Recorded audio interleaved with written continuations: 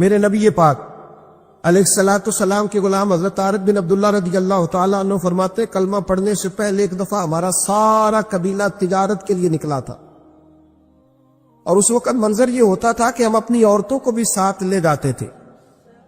6 مہینے سفر کرنا ہوتا تھا، اونٹ گھوڑے ہم بیچا کرتے تھے، عورتیں بھی ساتھ رہتی، کھاتے بھی پکاتے بھی۔ کہتے ایک سفر سے ہم واپس آ رہے تھے تو مدینے کے باہر صحرا میں ہم نے پڑاؤ کیا، اکیلے رسول پاک صلی اللہ علیہ وسلم، کہتے نبی پاک تنے تنہا اکیلے، حضور نہ سیر کرتے کرتے ہمارے قافلے کے پاس سے گزرے، خیمے لگے تھے، پڑاؤ کیا، محبوب تشریف لے آئے۔ کہتے حضور سید عالم صلی اللہ تعالی وسلم تشریف لائے، کوئی قبیلے میں سے قافلے میں سے حضور کو جانتا نہیں تھا۔ ایک سرخ رنگ کا اونٹ تھا ہمارے سردار کا جو بکنے سے رہ گیا تھا، بڑا خوبصورت۔ کہتے نبی پاک کو پسند آ گیا۔ حضور پوچھنے لگے تم کون ہو؟ کہا جی مسافر ہے۔ کہاں سے آئے ہو؟ فلاں جگہ سے آئے ہیں۔ کس لیے آئے ہو؟ ہم تجارت کی غرض سے نکلے۔ اونٹ بیچو گے؟ بیچنا ہے۔ کتنے کا سودا طے ہوا؟ اس نے کہا اتنے لینے، حضور نے کہا اتنے دینے، اب بات طے ہو گئی۔ کہتے ہیں لگام حضور نے پکڑی اور فرمانے لگے وہ سامنے میرا شہر ہے جس کا نام مدینہ، وہ میرا شہر ہے، میں ابھی مدینے جاتا ہوں، اپنے غلام کو بھیجتا ہوں اور تمہیں آ کے نہ قیمت دے جاتا ہے۔ محبوب گھوڑے کی لگام تھا، اونٹ کی لگام تھا، میں نکیل تھا، میں اونٹ تھا سرخ رنگ کا۔ حضور لے کے جب نکلے نا، تھوڑا سا چند قدم آگے گئے تو ان میں سے ایک شخص بولا، کہنے لگا سردار آپ سیانے لوگ ہیں، سمجھدار ہیں، اس شخص کا نام پوچھا آپ نے؟ قبیلہ پوچھا ہے؟ ایڈریس کا پتہ ہے؟ پتہ ہے کہاں رہتا ہے؟ اتنا قیمتی اونٹ دے دیا۔ وہ سردار بھی کہنے لگا، سارے کہنے لگے یار ان کی باتوں میں اتنی لذت تھی، ان کے گفتار و رفتار اتنی باوقار تھی، مزیدار تھی کہ ہوش ہی کوئی نہیں رہا۔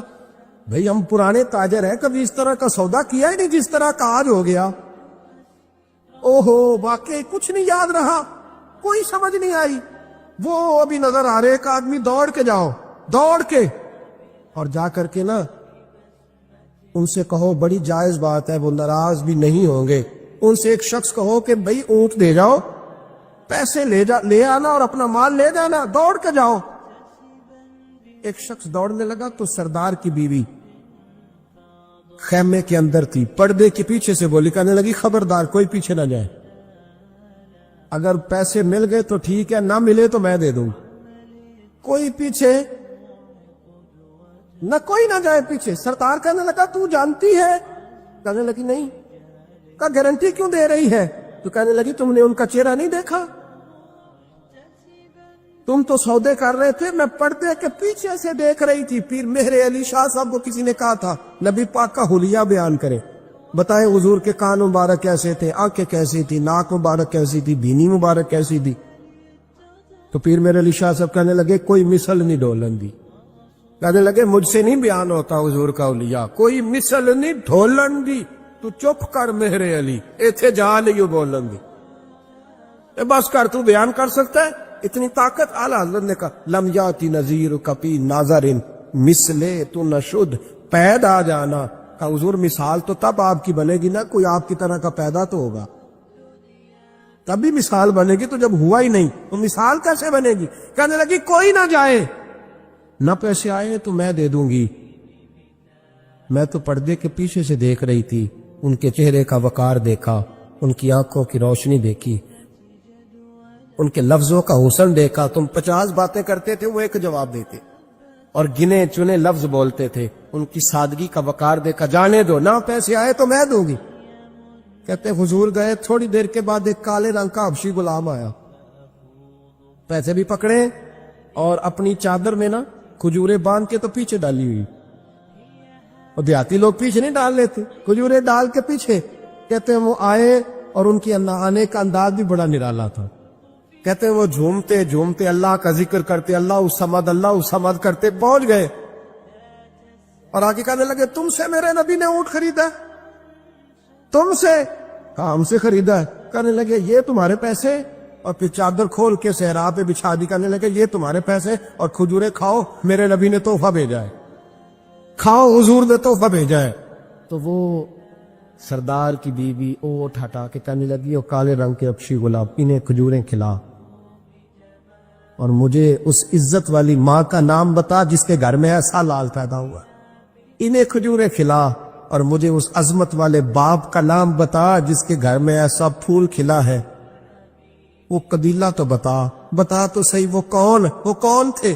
2 گھڑیاں رکے ہیں پر خوشبوئی پھیل گئی ہے، رنگ ہی بدل گیا، تار کوئی مثل نہ ڈھولن دی، تو چپ کر مہر علی ایتھے جا نہیں بولن دی۔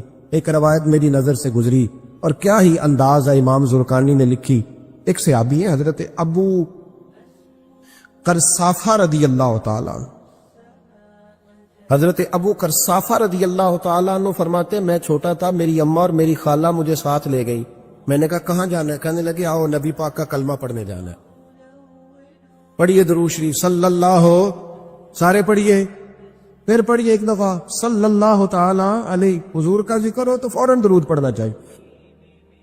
نبی کریم علیہ السلام کی بارگاہ میں نا میری خالہ اور میری اماں دونوں مجھے ساتھ لے گئی کلمہ پڑھنے، کہتے ہیں جب ہم حضور کی بارگاہ میں پہنچے، کلمہ پڑھا، واپس آئے تو میری اماں اور میری خالہ آپس میں بات کرنے لگی، میری خالہ کہنے لگی تو نے دیکھا ہے ان کا بولنا کتنا مزیدار، میری خالہ کہنے لگی تو نے تو وہ دیکھا لیکن وہ جو غلام آیا تھا اس کے ساتھ ان کا رویہ کتنا پیارا تھا، تو نے دیکھا جب وہ کھانا کھا رہے تھے تو پہلا خیال انہوں نے ہمارا کیا، بار بار وہ ان کا ذکر کرتی، کہتے آپس میں حضور کی شانیں بیان کرتی، میری اماں بھی میری خالہ بھی۔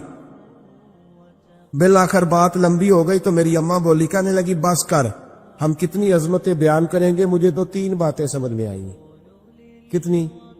3 باتیں مجھے سمجھ میں آئی ہیں۔ کہا وہ کیا؟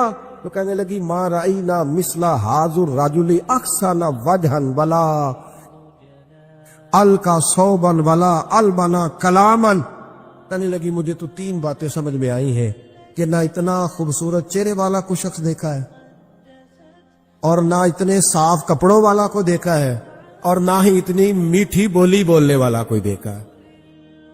3 باتوں کی کمال ہے، ظاہری حسن بھی کمال، کپڑوں کی صفائی بھی کمال، اور رسول پاک کا بولنا بھی کمال، لب و لہجے میں مٹھاس بھی خوبصورتی والی۔ یہ اصل حسن ہے کہ ظاہرت بھی انسان بڑا منزہ ہو، باطنن بھی بڑا صاف ستھرا ہو۔ میرے رسول پاک علیہ الصلوۃ والسلام کا طریقہ مبارکہ پتہ کیا تھا؟ حضور صلی اللہ تعالی علیہ وآلہ وسلم جب مسجد میں نماز پڑھ لیتے تو حضرت جعفہ رضی اللہ تعالیٰ عنہ فرماتے، بخاری کی حدیث ہے، فرماتے میں مدینہ شریف میں آیا تو حضور نماز پڑھ لیتے تو صحابہ نبی پاک کے پاس آتے اور حضور کا دست مبارک پکڑ کے پہلے چومتے پھر چہروں پہ ملتے، پہلے چومتے پھر چہروں پر۔ نبی پاک کے صحابہ حضور کے قدم بھی چوما کرتے، قدموں میں جھکا کرتے تھے۔ یہ تو بھائی اس وقت پتہ چلتا جب کسی سے پیار ہو جاتا، جب کسی بندے سے، میں اکثر مثال دیا کرتا ہوں اکثر کہ کسی کا بچہ پیشاب کرے تو کہہ آتی ہے، الٹی آتی ہے، لیکن اپنا بچہ بالوں میں بھی کر دیتا ہے، پھر کوئی کہہ نہیں آتی چونکہ اپنا ہے نا، پیار ہو گیا ہے نا۔ اب وہ کیفیت جب کسی سے محبت ہو جاتی ہے نا تو کچھ چیزیں صرف سمجھنے کی نہیں، کچھ چیزیں ایسی ہوتی ہیں جو محسوس کرنے والی ہوتی۔ اس نے کہا تھا عشق ایک ڈھونگ ہے، میں نے کہا تجھے عشق ہو خدا کرے، پھر کوئی تجھے اس سے جدا کرے، تو اسے تسبیحوں پہ پڑھا کرے، تو اسی کا نام جپا کرے، تو گلی گلی پھرا کرے، پھر میں کہوں کہ عشق ایک ڈھونگ ہے اور تو نہیں کہا کر، پھر میں کہوں کہ عشق ایک ڈھونگ ہے اور تو، اس نے کہا تھا عشق ایک ڈھونگ ہے تو میں نے کہا تجھے عشق ہو خدا کرے۔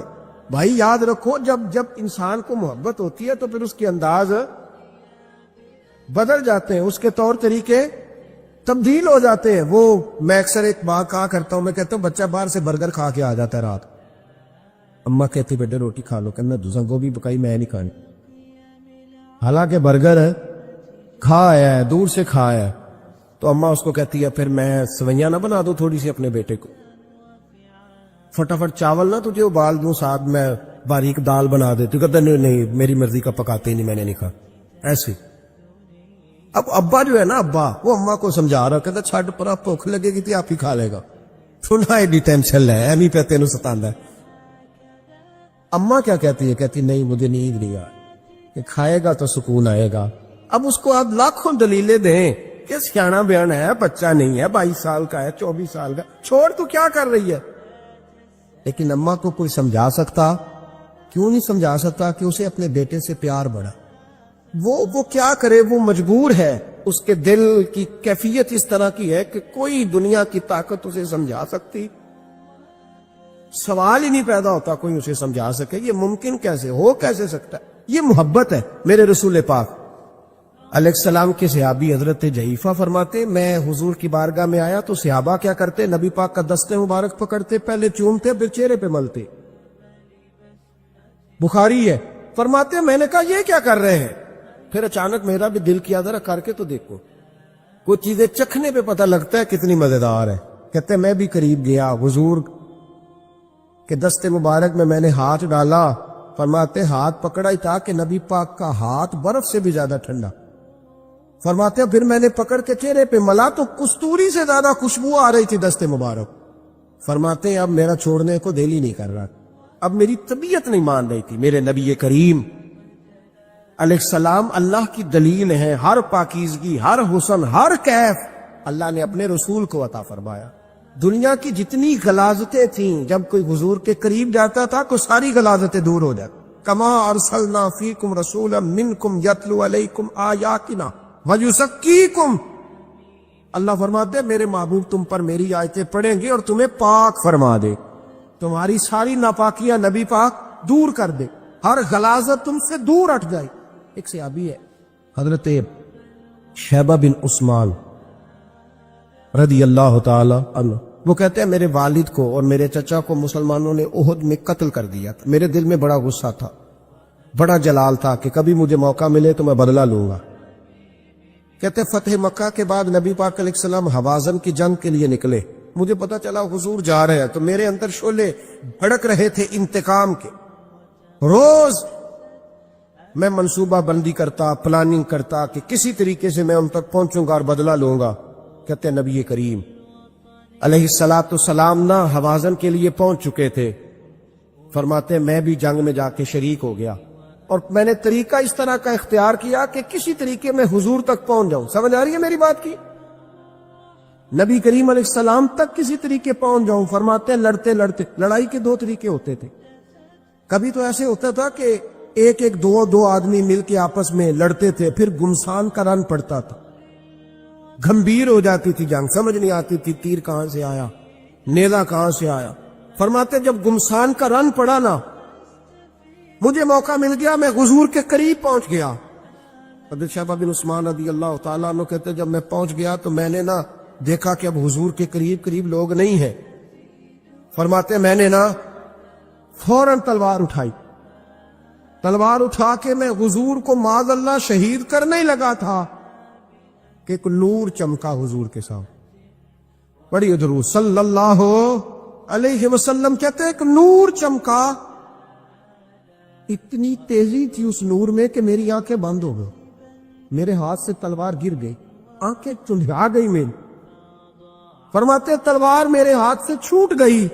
اب جب وہ روشنی مدھم ہوئی نا تو میں نے دیکھا نبی پاک سامنے کھڑے مسکرا رہے ہیں.